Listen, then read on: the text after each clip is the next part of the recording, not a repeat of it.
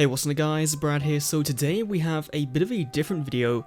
We're going to be talking about my trip to Konami Europe to do basically a sealed only challenge with Duel Devastator and Mystic Fighters, two of the newest TCG products, and this was a really cool day. So I'm going to roll the B-roll and then let's get right into what happened.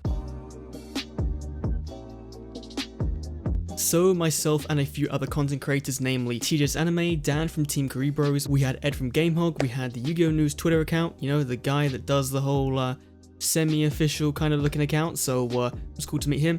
And of course we had Farfa there as well, and we all took this really bad picture. Honestly, you probably saw on Twitter. I have no idea what my face was doing, but partially for us being there was to check out these things, and what's in this bag is the brand new Yu-Gi-Oh! Fanatic accessories, and they are really cool. So my favorite ones by far is definitely the good old Millennium puzzle right there. There's like a necklace thing, and then there's some pins, some coins, and the really good one I think is this nice little alternate art Karibo necklace that I believe one of the Konami employees actually has put on like the keychain. So if they could do that in the future for these kind of things, that'd be really cool. And they wanted to really get our feedback on those products, and in general, they're really good quality, really nice designs on them. But it's the same old thing that everyone kind of has an issue with, is that it's all DM focused. And I feel like, especially nowadays with Duel Links that, you know, is so heavily introducing characters from 5Ds and GX, there is a market to give us, you know, official English accessories for characters like, you say, Akiza, Jaden, Alexis, Chaz, you know, all those wide breadth of characters rather than just the Yu-Gi-Oh! Joey, Kaiba, Pegasus, you know, just like the main ones they kind of do.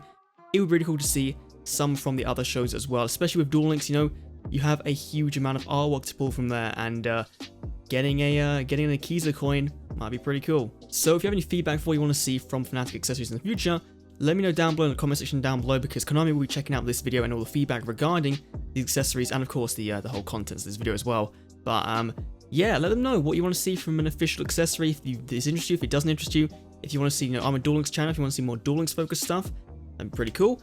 But let's get on to the meat and potatoes of today's event, and that was the sealed only challenge.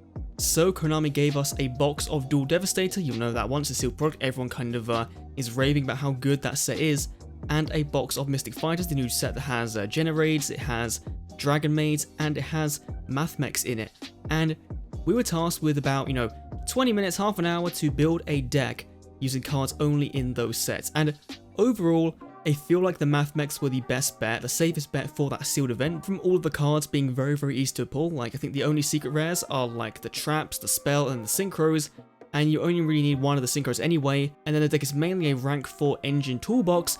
You can then use Duel Devastator to go in with your rank 4 stuff and have a pretty good time there. So the deck I ended up going with was the Math Mech, because again, you have that very easy rank 4 engine with the extra deck, and in general, they seemed like the most coherent deck you could build from one box of the whole set. Obviously, there's a very good Math Mech Xyz that searches like any card in the game, I think it is, and I didn't pull that one, unfortunately. But I also didn't really play the deck as you kind of would expect to, and I did misplay quite a bit.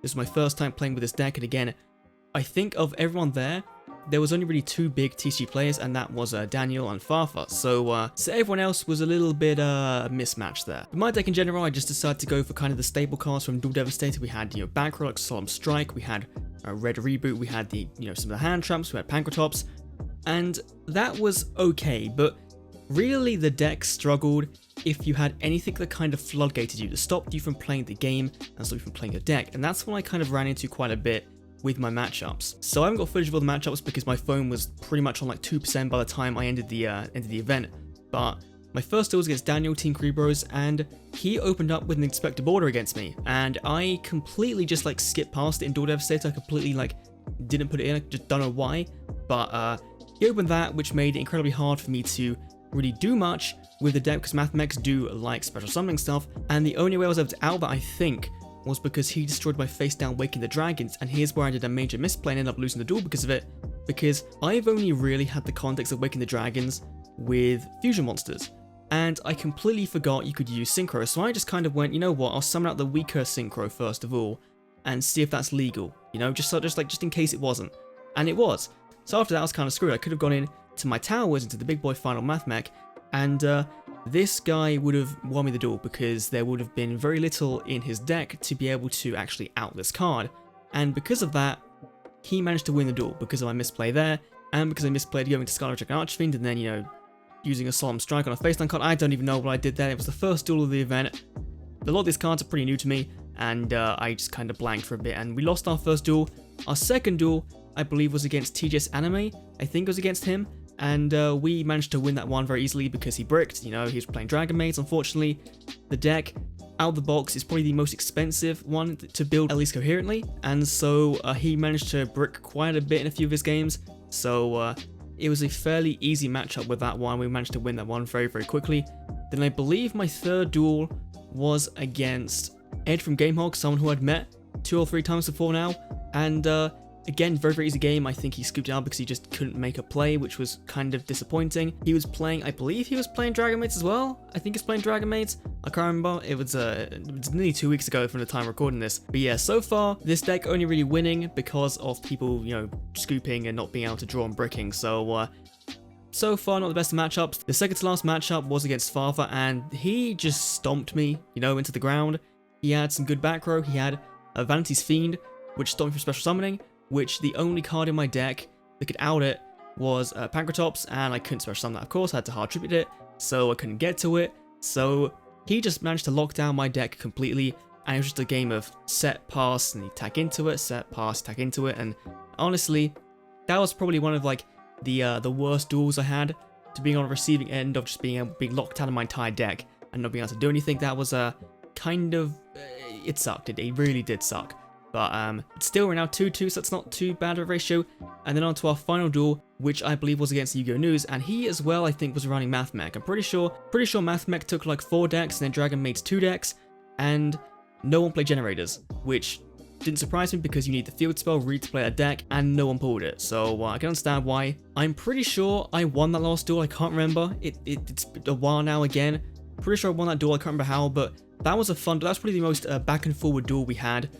Both trying to learn the deck again, both playing around with the Mathmech cards, and in the end, I think I got out Final Sigma and managed to take the game that way because I was just able to get into her towers, and he couldn't do much against it because the Mathmechs still do target, and they do have cards, and he can be affected by Mathmech cards, by opponent's Mathmech cards, so he's not invincible in the mirror, but he just wasn't able to draw into the Mathmech cards that may reduce the attack points of this guy. And then I think he might have done it, and he played around it, and yeah, I think I won that one. I think I ended on a 3-2 ratio, which wasn't bad, but again, most duels I won was because my opponents bricked like crazy, so unfortunate there. But that was basically the end of the event. Farf managed to win it. I'm pretty sure he went undefeated the entire event, which was kind of insane, but he probably does have, aside from Daniel, the most TCG experience from, you know, playing it every single day on stream. And then the very kind folks Konami gave us this huge bulk of gifts, you know, including some Speed Duel products, a new box set which we saw opened on the channel the other day. We had some Chaos Impact special editions which I did record an opening on, but again had the same lighting issues as the Speed Duel video, and we pulled like one Ultra, a Gladiator Beast spell card, which was pretty cool. We didn't pull Scrap Wyvern from our guaranteed promos, which was kind of disappointing. We pulled Six Samurai one twice, but still, a big thank you to Konami for all the gifts, for inviting us out as always, and this, I believe, was the last community event of the year. So really, really cool to have gone to the first one and the last one. A big thank you to Konami for pretty much everything this year, honestly, with regards to community days, worlds, all that kind of fun stuff, and I believe they're planning to do a Duel Links focused event. I'm pretty sure I'm allowed to say that one. At some point in the future, it's on their mind, they want to do something about that, so if you guys have any ideas what you want to see from a Duel Links community day, what you want to see some UK influencers do regarding Duel Links, then let them know down below. Let me know down below what you want to see, and again, I'll pass all of that over to the Focus Konami because they really do care about this game, about the community, and I just want to make sure that's kind of apparent and clear. So yeah, this was a bit weird. I don't know how I'm going to edit this yet. I'm just kind of recording this at 1 PM, so I don't know how this is going to go, but hopefully it turned out well. Hopefully it turned out okay. I do know that I need to get a better camera tripod because my angle was kind of like, if the card's here, my camera was like here, like looking down. So not the best angle, not the top overhead angle that people mostly use for these kind of things. It looks a bit better, but yeah. That's me done for today's video. If you guys did enjoy, thanks for watching, and tomorrow we'll be back with the Dark Signer Rex Goodwin event because he's finally lookable tomorrow, and that assumes this video is coming out on Thursday, which it should be. I'm gonna aim to edit it tonight, and yeah, thanks for watching. I'll see you all in the next Duel Links video. See you then.